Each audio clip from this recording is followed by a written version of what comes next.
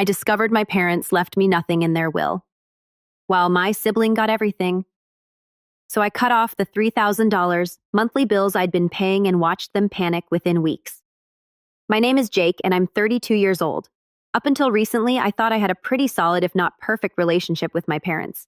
Sure, I always knew they favored my younger brother, Ethan, but I never thought they would take it as far as they did. Ethan has always been the golden child. Growing up, it was obvious he got away with things I never could, received praise for the bare minimum, and when he messed up, my parents had a million excuses ready for him. He's just young, he's figuring things out, you need to be patient with him, Jake. Meanwhile, I was expected to be the responsible one, the mature one, the one who had to lead by example. And I did. I worked hard in school, got a decent job, and made something of myself. Ethan, not so much. At 28, he still bounces between jobs, constantly figuring things out. He's lived with my parents rent-free his entire life. Yet somehow they act like he has it so much harder than I ever did. Anytime I tried to point out the double standard, I was met with the response, "Jake, you're independent. You don't need us the way Ethan does." That was their justification for every single thing. If I got a cheap birthday gift while Ethan got the latest gaming console, well, Jake, you have a good salary now, you can buy it yourself. If I had to help out around the house while Ethan lounged on the couch, he's just not as responsible as you. If Ethan wrecked their car and they paid to fix it, but I had to buy my own first car with my own money, you can handle it, Jake. And for years, I swallowed it. I let it go. I told myself it wasn't worth fighting over. Then I found out about the will. I had been helping my parents financially for years, covering part of their mortgage, paying for home repairs, even chipping in for their medical bills. I never did it expecting anything in return. They were my parents, and I wanted to make sure they were taken care of. But one day, completely by accident, I learned that they had left everything to Ethan, the house. The savings, their belongings, everything. It happened when I was visiting to help them sort out some paperwork. My mom had left a folder on the kitchen table while she stepped away to take a call, and I glanced at it absent-mindedly. That's when I saw my name, or rather the absence of it. Ethan was listed as the sole inheritor. When my mom came back, I asked about it. I wasn't angry, not yet. I just wanted to understand. But instead of looking guilty or regretful, she acted like it was nothing. "Oh, that," she said, waving a hand dismissively. "We just figured it made the most sense. You have a good job, a stable life. Ethan, well, he's not as lucky. He's going to need the help more than you." I couldn't believe what I was hearing. So because I worked hard and built a stable life, I get nothing, even after everything I've done for you. She frowned at me like I was being unreasonable. "You don't need it, Jake. It's just money. You'll be fine." Something in me snapped. For years, I had been their safety net. I had given, and the moment I stopped to ask if I mattered at all, I was dismissed like a greedy child throwing a tantrum. I realized then and there that in their eyes, I was nothing more than a resource, someone to rely on when they needed help, but never someone they truly valued. So I made a decision. I stopped paying their bills. I stopped covering their mortgage. I stopped sending them money for groceries or repairs or unexpected expenses. If I didn't matter enough to be included in their will, then surely they didn't need my financial support either. It didn't take long for reality to hit them. At first, they didn't say anything. Maybe they thought I was just busy or that I had forgotten. But then, about a month later, I got a text from my mom. No greeting, no small talk, just "the rent is due." That was it. No "how are you," no "hope you're doing well," just a demand like I was their personal ATM. I stared at the message for a long time, feeling a mix of emotions: anger, hurt, disappointment. Then finally, I replied. I didn't yell, I didn't curse, I didn't beg them to see how unfair they had been. I simply responded with, "I'm sure Ethan will handle it." That was all I said. No explanation, no argument, just a simple statement. And then I put my phone down and went about my day. It didn't take long for the backlash to begin. Less than an hour later, my phone buzzed again, this time a call from my mom. I ignored it. Then another and another. Finally, a text. "Jake, answer the phone. This isn't funny." I let it sit. I wasn't in the mood to entertain whatever guilt trip they were about to throw at me. But sure enough, when I finally checked my voicemail later, I got exactly what I expected. Mom's voice was dripping with disappointment. "Jake, I don't know what's gotten into you, but this is really selfish. Your father and I have always done our best for you. Is this really the kind of son you want to be? Ignoring us when we need you? Ethan can't afford to help right now. He's struggling. We thought you'd understand that. Call me back." I didn't. A few hours passed before I got the next message, this time from my dad. He rarely texted me, so I knew my mom must have gotten him involved. Jake, we need to talk. This is serious. Call your mother. Still, I ignored it. And for the first time in years, I felt something I hadn't before: control. I had spent so long playing the role of the dutiful son, the responsible one, the one who never asked for anything, but the moment I refused to be used, they lost their minds. Then, as I expected, Ethan got involved. Dude, what is wrong with you? Mom and Dad are freaking out. Just pay the rent like you always do. Why are you being so difficult? I almost laughed at that, like I always do, as if it was my job to keep a roof over their heads, as if the fact that he was their favorite meant that responsibility automatically shifted to me. I finally responded, but I kept it short. Not my problem. The response came within seconds. TFs, does that mean you can literally afford it? Stop being a dick. I set my phone down without replying. It was incredible how quickly the entitlement came out. No, hey, are you okay? No, I didn't realize how much you've been helping. Just immediate anger that I wasn't keeping the ship afloat for them. I expected more texts, maybe a few angry voicemails, but what I didn't expect was what happened next. The next day, I woke up to a message from my aunt, my mom's sister. Hey, sweetie, your mom just called me in tears. She says you're refusing to help them and that they're at risk of losing the house. What's going on? I thought you guys were close. I sighed. Of course the flying monkeys had arrived. I took a deep breath before responding.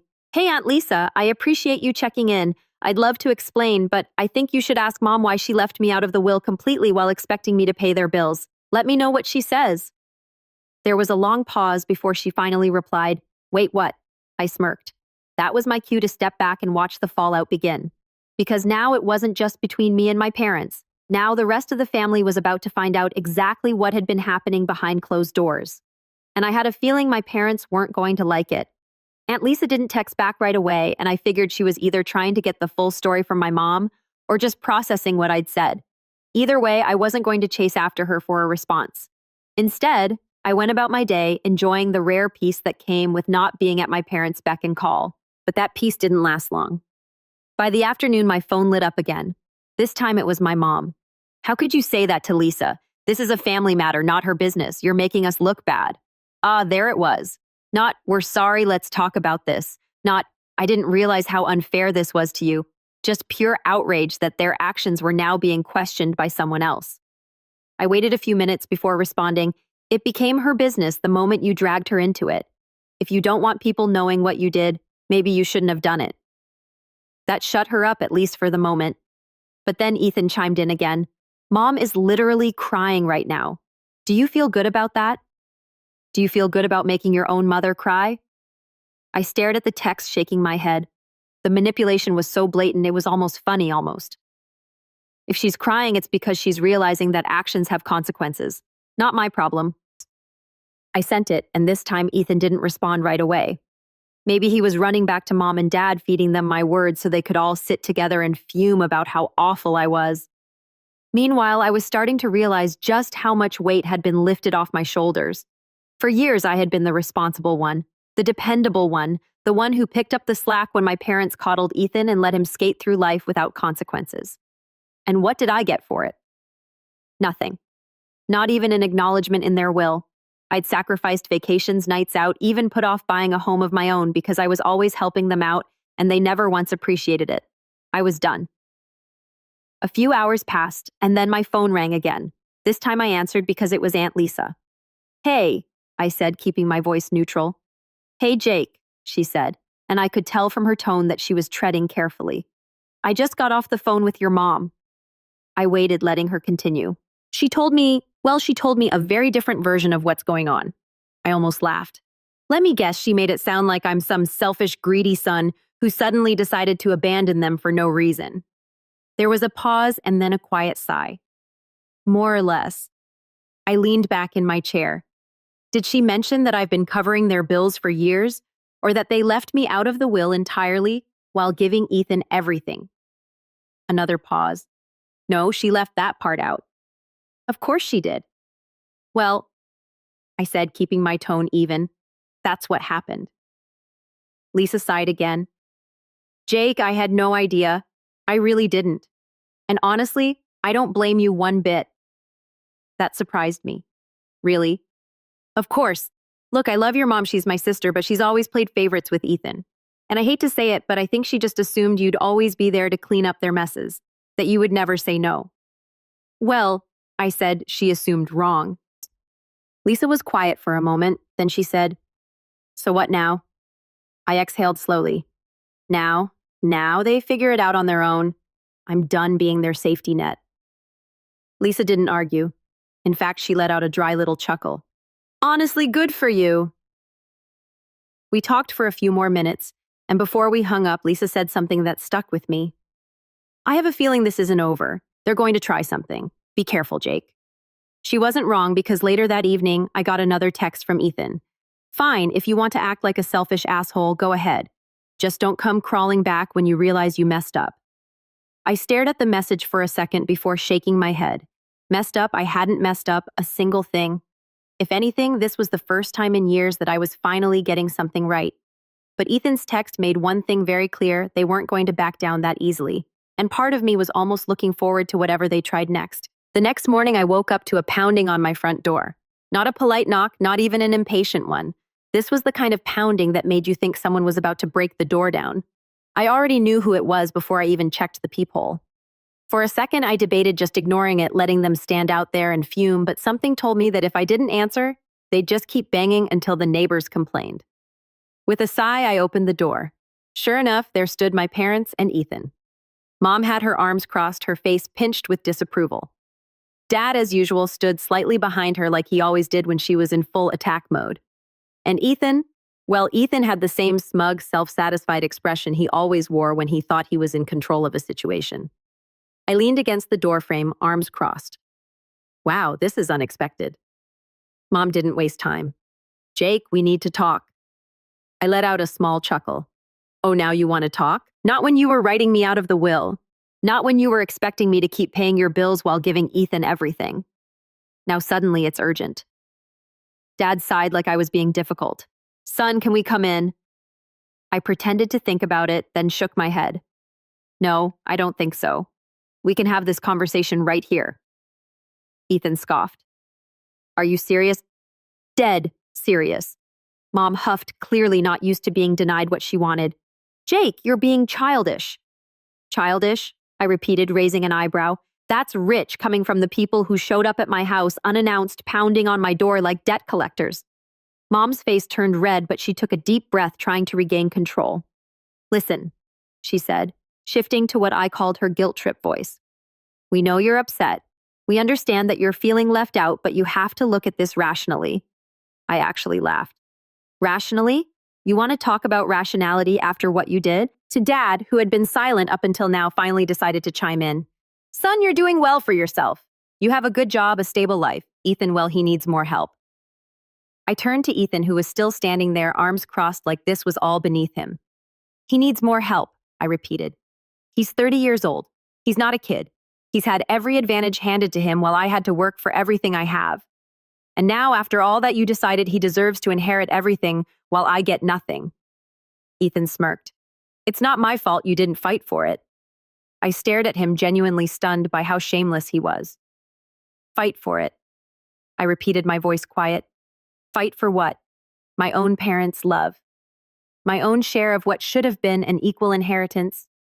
Mom waved a hand dismissively.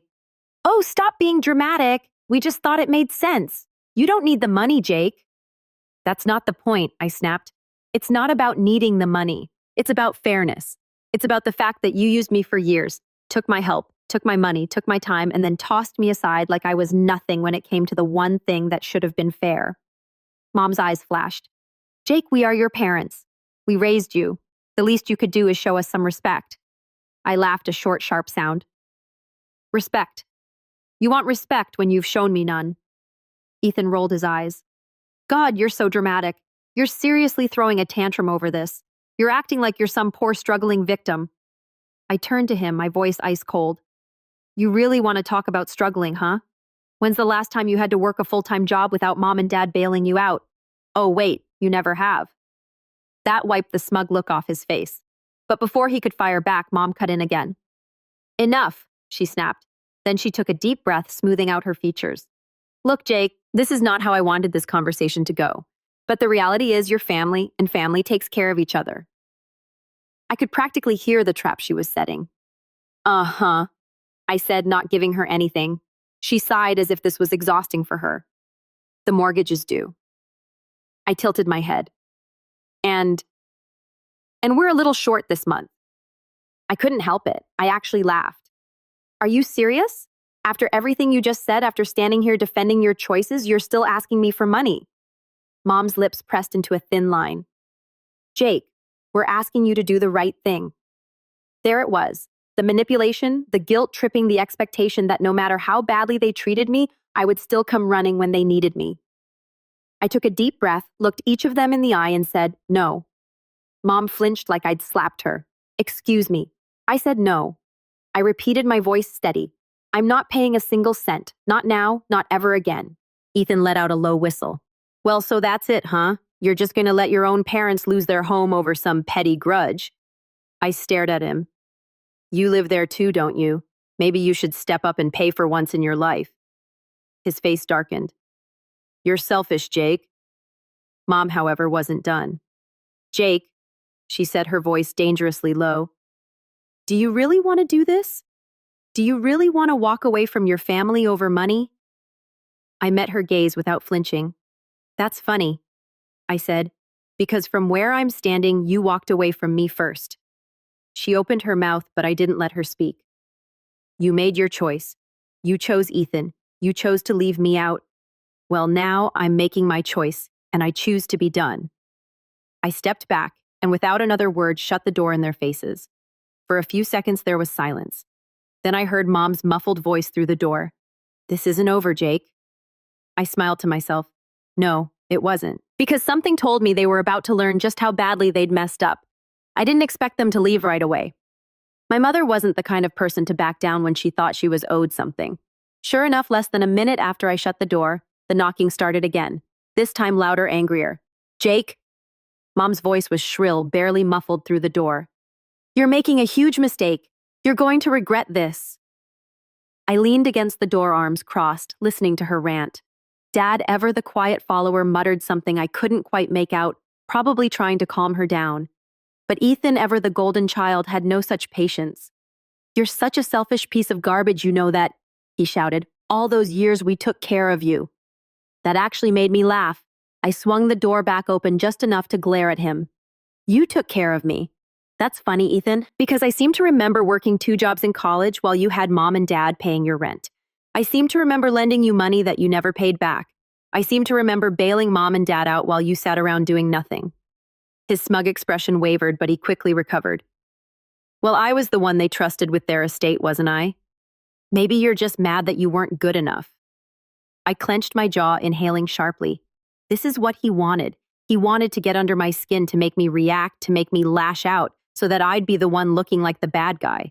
I refused to give him that satisfaction. Instead, I simply smiled.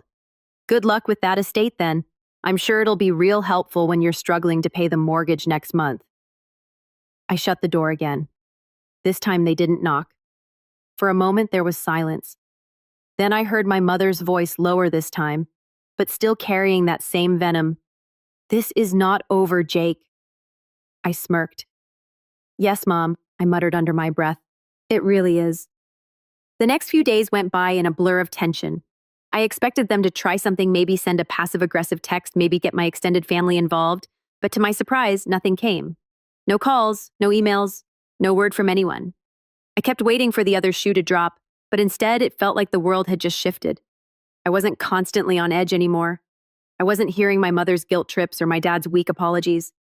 It was like they had all vanished, and for once I could breathe freely. Then 2 weeks later, I came home from work to a small envelope stuck to my front door. It was white, unmarked, with nothing but my name scribbled across the front in familiar handwriting. I tore it open, expecting something passive-aggressive or manipulative, and I wasn't disappointed. Jake, this is your last chance. You are throwing everything away for pride. Ethan may have been chosen as executor of the estate, but you are still family. Don't make this harder than it has to be. Come to your senses. You'll regret it. No signature, just the same tired threats. I crumpled it up and threw it in the trash without even a second thought. A few more days passed, then I received another message. This time, it wasn't a letter. It was an email from my mother's address. Jake, I really thought you'd come around. You're the one who always told us family is everything. Now you're turning your back on us. We're struggling. We need you. Ethan's making a mess of things. Please, let's fix this before it's too late. This time, I actually felt a little something anger. The audacity to make me feel guilty about their mess, to pull that old card about family is everything, when they had chosen Ethan over me from the start. I took a deep breath, then I deleted the email without replying. It was then that I realized something. I wasn't mad anymore. I was just done. And yet I still hadn't heard from Ethan. He was silent, his arrogance replaced with something more desperate. I had to admit that part of me was surprised. Ethan, the one who had always believed he was untouchable, wasn't making a move. I half expected him to show up at my door with an apology, but he didn't. Then one afternoon, out of nowhere, my phone rang. The number was unfamiliar, but something told me I should pick up. I answered, and sure enough, it was my mother's voice again. "Jake, please." She was crying. I could hear it in her voice, and I was taken aback. "You need to come over. Ethan's lost the house. He's messing everything up. We have nowhere to go. Please, we need you to help us." For the first time, I felt nothing. No sympathy, no guilt, no obligation. I almost felt a strange sense of relief. This was it. This was what I had been waiting for. Instead of responding immediately, I let the silence linger. I could feel her desperation across the phone, her need for reassurance for me to step in and clean up Ethan's mess. But I wasn't about to be dragged back into that cycle of manipulation. "No," I finally said, my voice calm. "This is your problem, Mom. You've always wanted him to be the golden child, and now you get to deal with the consequences of that choice. You chose him to handle everything. You trusted him. You don't get to pull me into your mess now." She was quiet for a long moment, then she whispered, "Jake, please, I don't know what else to do." I didn't even flinch. I spoke my next words as coldly as I could. "You should have thought of that before you decided I wasn't good enough to be part of the family." I hung up. The phone didn't ring again for weeks. I didn't hear from anyone. But strangely enough, I felt better. The weight of years of resentment and manipulation had finally been lifted. And then one day, while I was at the store, I saw a familiar face in the parking lot, my father. He was walking toward a beat-up car carrying some bags. I hadn't seen him in weeks. I debated whether to approach him, but something told me that nothing was left to fix. I just turned away, ignoring the way he called my name. That was the last time I saw him. So here I am a year later. I haven't heard a single word from my parents or Ethan. Part of me wonders if they're still struggling. Part of me wonders if they ever realized what they did wrong. But honestly, I'm okay. Maybe for once it's time for me to take care of me. So Reddit, what do you think? Did I go too far? Should I have tried to fix things instead of shutting them out? Let me know your thoughts.